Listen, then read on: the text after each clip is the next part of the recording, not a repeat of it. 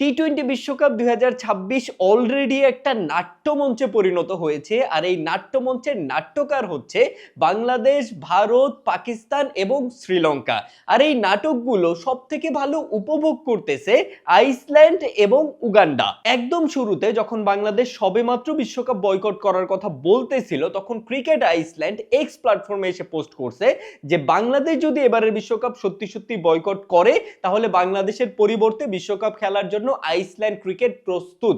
যদিও পরবর্তীতে বিশ্বকাপ বয়কট বাংলাদেশ ঠিকই করছে, বাট আইসল্যান্ড আর সুযোগ পায় নাই, সুযোগ পাইছে স্কটল্যান্ড। এরপর আবার পাকিস্তান যখন বিশ্বকাপ বয়কট করবে কি করবে না এরকম একটা দোটানায় ছিল, তখন আইসল্যান্ড ক্রিকেট এসে এক্স প্ল্যাটফর্মে আবারও পোস্ট করে যে সরি আইসিসি, পাকিস্তান যদি এখন বিশ্বকাপ বয়কট করেও থাকে, তারপরও এত শর্ট নোটিসে, বিশ্বকাপের যেহেতু খুব বেশি দিন বাকি নাই, এত শর্ট টাইমে আইসল্যান্ড এবারের বিশ্বকাপে পাকিস্তানের বদলি হিসেবে অংশগ্রহণ করতে পারবে না। কেন?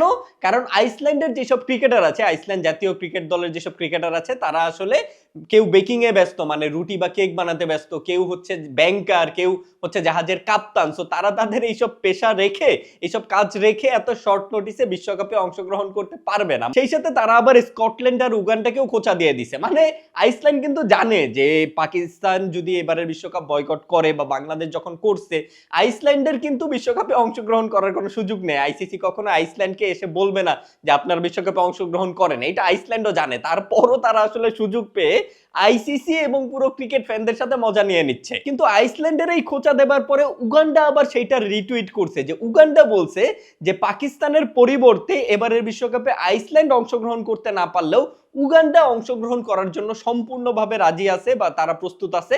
কারণ উগান্ডার কোনো ক্রিকেটার আসলে আইসল্যান্ডের ক্রিকেটারদের মতো বেকিংও করে না, কেউ ব্যাংকারও না, কেউ জাহাজের কাপ্তানও না। এইটা বইলা উগান্ডা আবার আইসল্যান্ডকে খোঁচা দেয়া দিছে। মানে টি-20 বিশ্বকাপ ২০২৬ এখনো শুরু হইতে পারে নাই, তার আগেই যেই পরিমাণ নাটকে বিশ্বকাপকে কেন্দ্র কইরা হয়ে গেছে বা হচ্ছে, তাতে নিশ্চিতভাবে বলা যায় যে ক্রিকেট ইতিহাসের সবচাইতে হাস্যকর এবং সবচাইতে কন্ট্রোভার্সিয়াল বিশ্বকাপ হতে যাচ্ছে এই টি-20 বিশ্বকাপ ২০২৬।